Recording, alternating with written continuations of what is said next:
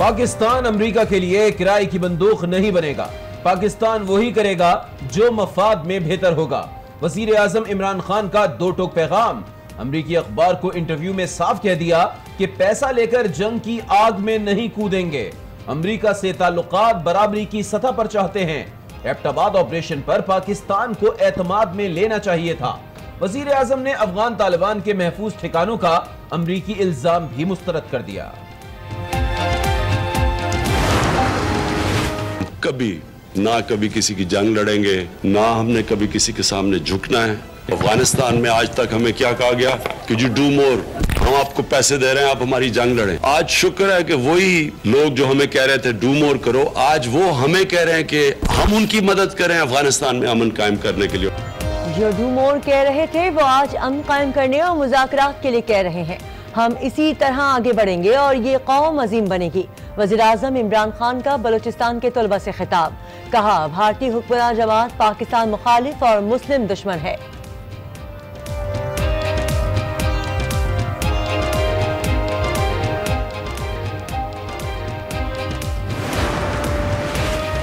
पाकिस्तान का अमरीकी सदर के खत का बाज़ाब्ता जवाब देने का फैसला। वजीर आजम की दफ्तर खारजा को जवाब की तैयारी मुकम्मल करने की हिदायत।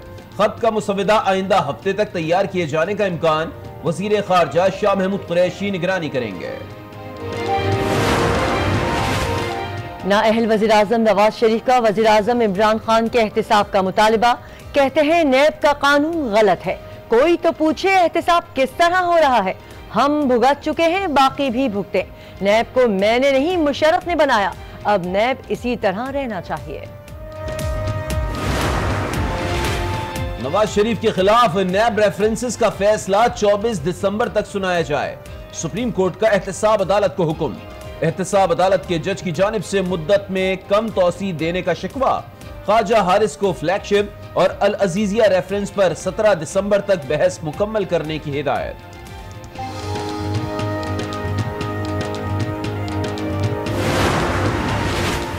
नैब हुकूमत के लोगों को कुछ नहीं कह रहा, मगर हमारे खिलाफ गवाही के लिए लोगों को आधी रात को उठा लिया जाता है। लीगी रहनुमा ख्वाजा साद रफीक बरस पड़े। कहा, कैसर अमीन भट्ट को वादा माफ गवाह बनने पर मजबूर किया गया। वजीर आजम पर भी तनकीद। कहा, अब कंटेनर से नीचे आ जाएं। एक दूसरे के मुंह काले करने का काम खत्म होना चाहिए।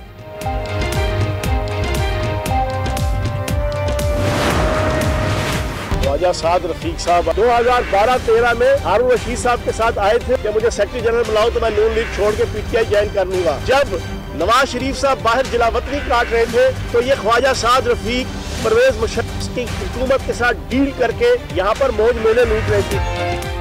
साद रफीक 2012 में पीटीआई के सेक्रेटरी जनरल बनना चाहते थे। वजीर इत्तलात पंजाब फैयाजुल हसन चौहान का इल्जाम। कहा, ये चाहते हैं मुल्क में एहतसाब वाली सरकार ना हो। चोर लुटेरों का असल चेहरा जल्द कौम के सामने बेनकाब होगा। बदउनवानों को नहीं छोड़ा जाएगा, करप्शन करेंगे ना करने देंगे। इंक्वायरियां और तहकीकात भी मेरिट पर होंगी। चेयरमैन नैब ने अफसरान से हलफ उठवा लिया।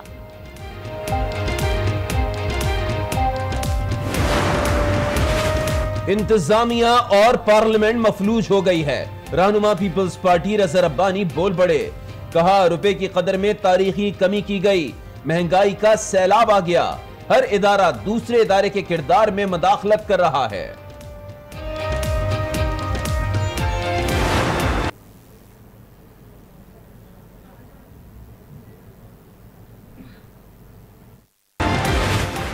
बैलेंस ऑफ पेमेंट का फौरी जो बहरान था वो खत्म हो गया, लेकिन असल हल इसका उस वक्त होगा जब मुस्तकिल बुनियाद के अंदर हम अपनी एक्सपोर्ट्स को बढ़ा सकेंगे। जब ही ये मुकम्मल तौर पे इसका हल होगा, इसका फौरी जो बहरान था वो फिर वज़ीर खजाना के दावे अलग, हकीकत अलग। मुल्क का खजाना खाली होता जा रहा है। हुकूमत के 4 माह के दौरान ज़र मुबादला के ज़खायर 2 अरब 39 करोड़ डॉलर कम हो गए। मजमूई मालियत 14 अरब डॉलर से भी नीचे आ गई।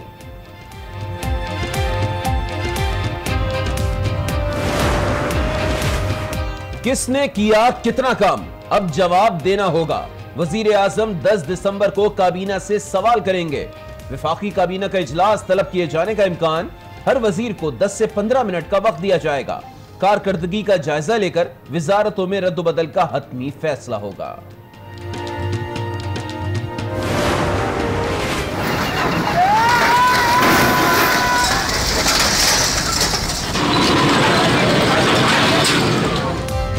तजावीज़ात के खिलाफ ऑपरेशन पर तहफ़्फ़ुज़ात। सिंध हुकूमत ने सुप्रीम कोर्ट का दरवाजा खटखटा दिया।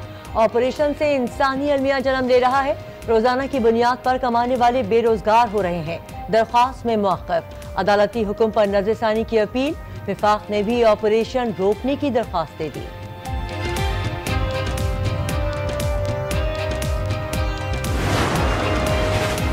कराची में तजावुज़ात के खिलाफ ऑपरेशन पर फारूक सत्तार की एहतजाज की धमकी।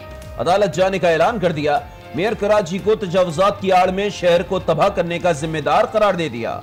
कहा, क्या शहर को पट्टे पर देने की तैयारियां हो रही हैं?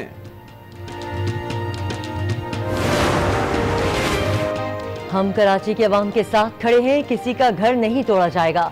मेयर कराची वसीम अख्तर की गुफ्तगू। कहा, जो दुकानें तोड़ी गई उनका मुतबादिल दिया जाएगा। खालिद मकबूल सिद्दीकी कहते हैं, हम किसी को बेघर नहीं होने देंगे।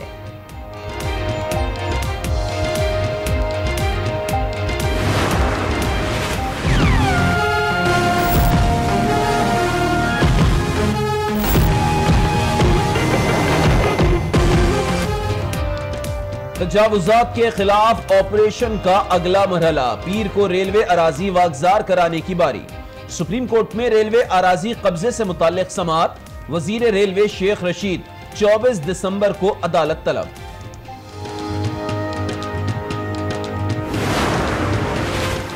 डी चौक बन गया एजुकेशन चौक। इस्लामाबाद में असातिज़ा 5 रोज से सरापा एहतजाज है, मगर फराइज से गाफिल नहीं। आरजी स्कूल लगा लिया। 9 माह हो गए, तनख्वाह नहीं मिल रही। घर कैसे चलाएं? मुस्तकिल भी नहीं किया जा रहा। मुजाहिरीन का शिकवा।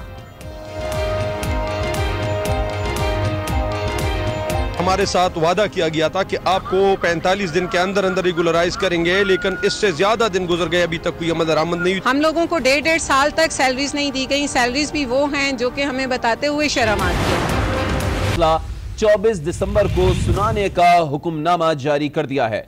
मुद्दत में तौसी की दरखास्त पर चीफ जस्टिस बरहम हो गए। रिमार्क्स दिए कि बार बार वक्त लेने आ जाते हैं। क्या अलिफ लैला की कहानियां बयान करना होती हैं? 17 दिसंबर तक रेफरेंसेस पर बहस मुकम्मल करने की भी हिदायत कर दी। ख्वाजा हारिस ने पूछा, कोई शिकायत मौसूल हुई है? चीफ जस्टिस ने कहा, केस को क्यों लटका रहे हैं? आप कैसे बड़े वकील हैं? ख्वाजा हारिस ने दिसंबर शाम 4 बजे तक बहस मुकम्मल करने की यकीन दहानी कराई। और साबिक वज़ीर आज़म नवाज शरीफ का कहना है कि नैब का कानून ही गलत है। ताहम नैब जिस तरह है उसी तरह रहना चाहिए। हम भुगत चुके हैं, बाकी भी भुगते हैं।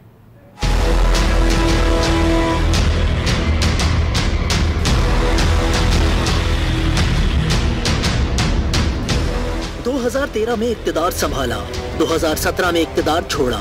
करेंसी मुस्तहकम रही, स्टॉक एक्सचेंज ऊपर जाती रही। सहाफियों से गैर रस्मी गुफ्तगू में भी नवाज शरीफ बहुत कुछ कह गए। कहा, ये नहीं हो सकता कि डॉलर बढ़े और वजीर आजम लाइल्म रहे।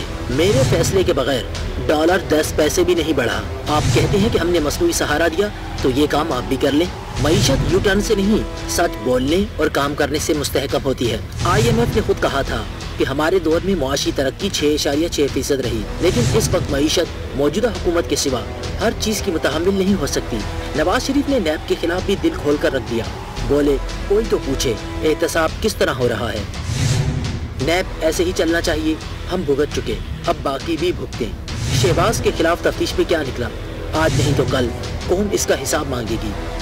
बहुत सारी चीजों को मैं भी महसूस करता हूँ, लेकिन जाती वजूहात की बिना पर दिल नहीं करता कि कुछ बोलूं।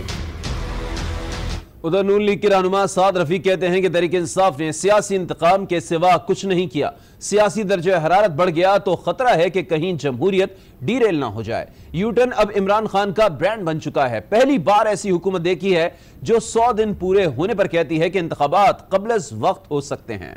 इंतकाम से भरे हुए हैं। ये तो हमें पता था कि आपको अपने मुखालफिन की तज़हीक करके खुशी मिलती है। ये अब पता चला जब आप हुक्मरान बने कि आपको अपने मुखालफिन को जेलों में ठूंसने का शौक है। पाकिस्तान में अगर सियासी महाजराई और सियासी दर्जा हरारत बढ़ गया तो जमहूरी अमल जो है वो खुदा न खास्ता कहीं डिरेल ना हो जाए। हम जनाब वज़ीर आज़म से ये अपील करते हैं कि वो ज़राए करम कंटेनर से नीचे उतर आए, उन्हें कुछ नहीं कहा जाएगा। और इस बात का यकीन कर लें कि भले से उन्हें सिलेक्ट किया गया है, लेकिन अब वजीर आजम की कुर्सी पर वही बैठे हुए हैं, क्योंकि वो खुद इस बात का एतराफ़ फरमा चुके हैं कि उन्हें इसका यकीन नहीं आता। जब एक शख्स खुद ये कहे कि यू टर्न ऐन इबादत है, उसका फिर कोई इलाज नहीं किया जा सकता। यू टर्न आपका बुनियादी असूल है, आपका ब्रांड नेम बन गया है। तकरीबन 6 माह हो चुके हमारी हुकूमत को खत्म हुए और इनके ये 3.25 माह में डॉलर पकड़ा ही नहीं जा रहा। वजीर आजम फरमाते हैं मुझे टेलीविजन से पता चलता है कि डॉलर की कीमत बढ़ गई या रुपया गिर गया है। मुल्क के चीफ एग्जीक्यूटिव इतने बेखबर है कि उन्हें रुपए की कीमत गिरने की इतला मीडिया से मिलती है, तो फिर इस पर क्या कहा जाए। पहली बार एक ऐसी हुकूमत देखी है अपने 100 दिन पूरे होने पे कहते हैं कि इंतखाबात बिफोर टाइम हो सकते हैं, यानी आप अपने पर खुद अदम एतमाद कर रहे हैं।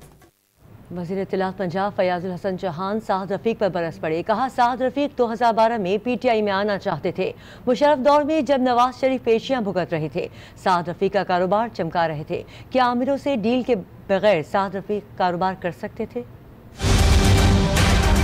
ख्वाजा साद रफीक साहब 2012-13 में हारून रशीद साहब के साथ आए थे कि मुझे सेक्रेटरी जनरल बुलाओ तो मैं नून लीग छोड़ के PTI ज्वाइन कर लूंगा। जब नवाज शरीफ साहब बाहर जिला वतनी काट रहे थे तो ये ख्वाजा साद रफीक परवेज मुशर्रफ की हुकूमत के साथ डील करके यहाँ पर मौज मेले लूट रहे थे। 2005 और 6 के अंदर वो पैरागॉन हाउसिंग सोसाइटी रजिस्टर्ड होकर राजे उला पे फाइज हुई। ये लोहे के चने वाली सरकार हो, बम्बिनो सैनमे वाली सरकार हो, इनका एक ही शो पर वलवला है। पाकिस्तान के अंदर एहतसाब वाली सरकार ना हो, ये लूट मार करें, ये पैसा खाएं, उसके बाद साधु बन के हाथ में जमहूरियत की तस्वीर लेके और सर पे जो है वो पार्लिमानी सियासत की टोपी पहन के पूरी पाकिस्तानी कौम को बेवकूफ बनाए। साबिक चेयरमैन सेनेट रज़ा रब्बानी कहते हैं कि इंतजामिया और पार्लियामेंट मफलूज हो गई है, इदारे एक दूसरे के काम में मदाखलत कर रहे हैं, मीडिया पर कदगन लगाई जा रही है। उन्होंने कहा कि अपोजिशन कमजोर तो हो सकती है लेकिन दबाव का शिकार नहीं है। मुल्क के अंदर क्राइसिस मौजूद है जिसमें एग्जीक्यूटिव और पार्लियामेंट जो हैं वो बदकिस्मती से पैरालाइज्ड है। हर अदारा दूसरे अदारे के आईनी किरदार में मुदाखलत कर रहा है। मीडिया के ऊपर ऐसे क्राइसिस के दौर के अंदर एक कदगन मौजूद है और मीडिया को फ्रीली काम करने की इजाज़त नहीं है। पाकिस्तान पीपल्स पार्टी ने शहीद जुल्फ़िकार अली भुट्टो की कुर्बानी दी, पाकिस्तान पीपल्स पार्टी ने शहीद मोहतरमा बेनज़ीर भुट्टो की कुर्बानी दी, लेकिन अपने असूलों पे जो है वो खड़े रहे। कमज़ोरी हो सकती है लेकिन दबाव का नतीजा बिल्कुल नहीं है, क्योंकि इस वक्त जो जमातें अपोजिशन के अंदर मौजूद हैं उनकी तारीख़ इस बात की गवाह है कि उन्होंने दबाव जो है वो कभी कबूल नहीं किया। इस्लामाबाद में बलूचिस्तान के तलबा से खिताब करते हुए वज़ीर आज़म का कहना था कि कौम नज़रिए से है, अगर नज़रिया ना रहे तो कौम भी नहीं रहती। हमें समझना चाहिए कि मुल्क क्यों बना। भारत में मुसलमानों का आज कोई कायद नहीं। इस मुल्क को उठाना है तो नबी करीम सल्लल्लाहु अलैहि वसल्लम के उसूलों पर उठाएंगे। एक कौम का नजरिया कमजोर होता है या मरता है तो कौम भी खत्म हो जाती है। तो आप सबके लिए ये समझना है कि ये मुल्क क्यों बना। जिस तरह आज हिंदुस्तान में कितने कम से कम 20 करोड़ मुसलमान हो गए, कोई लीडर नहीं है। शुरू हुए डेमोक्रेटिक प्रिंसिपल से और आखिर में हम बादशाह पे चले गए। तो हमने इस मुल्क को अगर उठाना है तो हमें उन्हीं प्रिंसिपल्स के ऊपर मुल्क को उठाएंगे, जिसमें बलूचिस्तान है पीछे रह गया है। इंशाल्लाह पूरा आपके पास एक अच्छा चीफ मिनिस्टर आया है जो समझते हैं इन चीज़ों को, उनके साथ हम काम कर रहे हैं और आप देखेंगे जैसे जैसे टाइम गुजरे हमने उस इलाके को उठाना। बदउनवानों को नहीं छोड़ेंगे, करप्शन करेंगे और ना ही करने देंगे। ये मैं नहीं कह रहा हूं, बल्कि ये हल्फ उठाया है आज नैब के अफसरान ने। हल्फ बर्दारी की तकरीब आज इस्लामाबाद में हुई, जिसमें चेयरमैन जावेद इकबाल ने अफसरान और एहलकारों से हल्फ लिया। अभी आपको बताएं, जर्मन कंपनियां भी पाकिस्तान में सरमायाकारी के लिए तैयार हैं। इस्लामाबाद में तैनात जर्मन सफ़ीर मार्टिन कोबलर ने वज़ीर आज़म के मामले खुसूसी जुल्फ़िकार बुखारी से मुलाकात की। उनका कहना था कि वोक्सवैगन और सिम्स जैसी बड़ी जर्मन कंपनियों ने पाकिस्तान में सरमायाकारी में दिलचस्पी जाहिर की है। इस मौके पर अफरादी क़ुव्वत जर्मनी भेजने के हवाले से तरीक़ाकार वज़ा करने पर भी बात हुई। खबरें और भी हैं, शामिल करेंगे एक ब्रेक के बाद। आज के साथ रहिए।